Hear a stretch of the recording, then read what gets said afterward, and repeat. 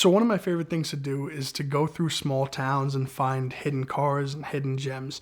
And my Bentley had gotten hit, so I had this X3 rental car. I was driving it unlimited mileage. I mean, through every town. I took Route 66 back up and found a small town in Arizona, which actually ended up being Seligman, Arizona, which is what the Cars movie was based off of. And in the center of town, kind of in this like parking lot around these trailers, was a Mercedes coupe from the 90s with V12 badges. I wasn't into Mercedes at the time, especially not kitted or special Mercedes. So I didn't even know that they made a 90s V12 at the time. So I went up to the guy, is this a real V12? There's somebody smoking on the porch. And he's like, yeah, that's my stepson, and we got it for him to motivate him to get a job and driver's license and fix the car up. You know, it was rough. I mean, it was extreme. Cosmetically, every bumper had a crack, or there was bad Bondo here and there and spray paint on the car. So I spoke to the wife who had come out of the house and kind of started talking to me about why they bought it in the first place and how the car ended up there. So I didn't know at the time that it was a full Lorenzer kit.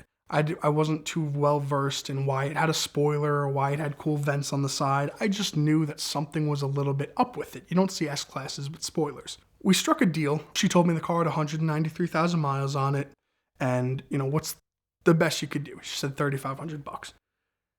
No, I mean it barely ran. It was misfiring, it was terrible.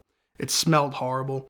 So I told her I'd feel more comfortable at $1,350, and she said yes. That was including a month of storage. She said yes to $1,350. I drove to the ATM, and as I'm driving to the ATM, I'm like looking up 96 S600s, and I see Michael Jordan's with the full Lorenzer kit. And I was like, that's what I have. So I started looking up what the Lorenzer kit was, and sure enough, every piece was on my car. My car just had the stock wheels. It was a Vegas special. So it turns out, if you've ever seen the movie Casino, that this was exactly kind of what happened to that car. It turns out a woman was fleeing with her kids from kind of an abusive relationship from Vegas, trying to get to family in Texas. They got to this tiny town in Route 66, and she didn't realize the husband was following her. And so when she got out to put gas in the car, he assaulted her, sent her to the hospital, he went to jail, and the car went to impound. It was a whole big thing. And impound in this tiny town was literally the back of the gas station where it was left. So it sat behind the gas station for years. And finally, they sold it for $900 to the people that I bought it from to kind of motivate her son. Because he never did anything with it, and it was one of the roughest cars in the whole trailer park. I mean, rougher than anything else they had there, and probably ran worse too. They decided that they were going to use it exclusively for taking trash to the dump.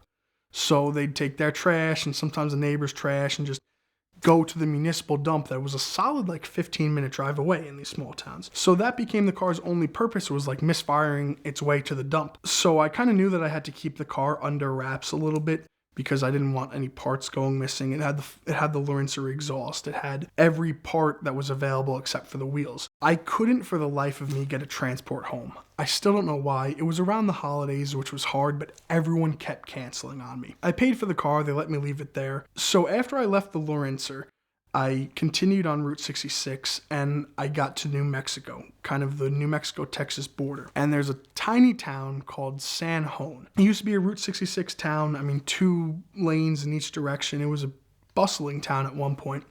And now it was fully a ghost town. And there was a beautiful E36 M3 just kind of sitting there rotting. Tumbleweeds underneath it, flat tires. One half of the car was literally so sun-baked, you wouldn't believe it, and the other half was parked against a building. So it was the leather on that side was brand new, the paint was brand new. So I was writing a note on the car, and it was parked in front of a kind of row of abandoned buildings, an abandoned grocery store, a bank building, an electronics repair building, and I figured, why is this car here? Nobody lives here. So as I'm writing the note, the door to the butcher shop swings open, and the guy comes out, and he's like, can I help you? And I was like, I'm getting shot.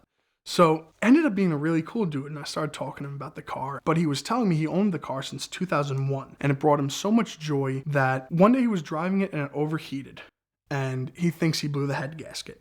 So he has it towed back home, never touches it, doesn't have the heart to sell it. And I probably pestered him for 3 years before he finally let me take it. He called me one day right as I was about to get in the shower, and thank God I answered. He's like, listen, you left me this note like 2 years ago on my E36. I think somebody else should have it. I think somebody else should enjoy it. So it wasn't the greatest steal. I think I paid $10,000 for it, which he told me it only had like 68K on it. I got there, it had 140. So yeah, that's kind of hard to misremember, but I asked him, like, why are you living here? Like, why in a ghost town and everything? And he took me through a full tour. He was so proud of this town because he had lived there since 1920 something. I mean, he was a full lifelong resident. When the town closed down, he bought the whole Main Street buildings and made them into a house, basically. So he showed me his daughter's bedroom that he was like super proud of, and it was literally in like the back of the butcher shop, like meat hooks from like a child's bed and toys and everything in the corner of like a refrigerator. The guy himself was super cool, telling me a bunch of cool stories about when he grew up there. 5 years old, he used to put his 38 on his hip and get on his horse and all that. Just a different breed of Americans. He was so isolated and out of touch. He had a cell phone, a flip phone, didn't use it. Didn't even really keep service on it at that point. And I got to talking about how, cool the analog M3 is and how they don't make cars like this anymore. And, everyone's buying Teslas now. And the guy stops me. He's like, what's a Tesla? And this is like 2022, mind you. So just to put into perspective, I ended up taking him for lunch at a truck stop that was like 15 miles away. And he's telling me the full story of the car. And now I'm sitting out there. We shook hands. And now I have the Lorenzer and the M3. And I have no way to get them home. So I flew back to New York, kind of regrouped. And I found a beautiful F350 that was white teal, 3-tone, beautiful truck. I bought it sight unseen, didn't even test drive it. I flew out there, I took it from the owner, and he was cool enough to leave his New Mexico plates on it so I wouldn't have to worry about registering it. And he actually had a utility trailer too on the property. I was like, would you cut me a deal for both? Because I kind of need a trailer too. So cut me a deal for both, and I pulled up and picked up the Lorenzer. And my brother had this 2010 Range Rover limo. That was like a 2-foot stretch, supercharged, still 4-wheel drive, really cool, really unreliable, but it had a tow hitch and it worked that week. So he drove it from New York to come out and pick up the M3. We ended up getting stuck out there for a good amount of time because of a snowstorm in Albuquerque that dropped inches. I didn't know it even snowed in Albuquerque. I didn't think that was a thing. So I'm in this rear-wheel drive dually that's just spinning out of parking spots. And we decided to wait till the snow was over, and I ended up getting food poisoning, which prolonged it even more because I couldn't do the trip. Don't get salmon from a state that doesn't have an ocean. I learned that very fast. So once he got out there, everything kind of went, luckily, with no hitch whatsoever. We got him a U-Haul. None of the trucks broke down. Nothing eventful happened at all. On the way back in Oklahoma, though, we were stopping, going to car meets, and just enjoying the drive back. It was somewhere around like Oklahoma. We stopped at a car meet, and it was a bunch of like crappy 3 Series and like Dodge Rams stock, fresh off the floor. And so we started calling people out, like, who wants to race the M3? Called out a clapped 3 Series and a V6 Ram and things like that. And so this 3 Series lines up next to the starting line, and we pull the Range Rover with the M3 on the trailer and line it up. And he didn't know he was going to be racing the M3. He actually backed out because he was scared he was going to lose, and he didn't want to lose to a truck towing a trailer.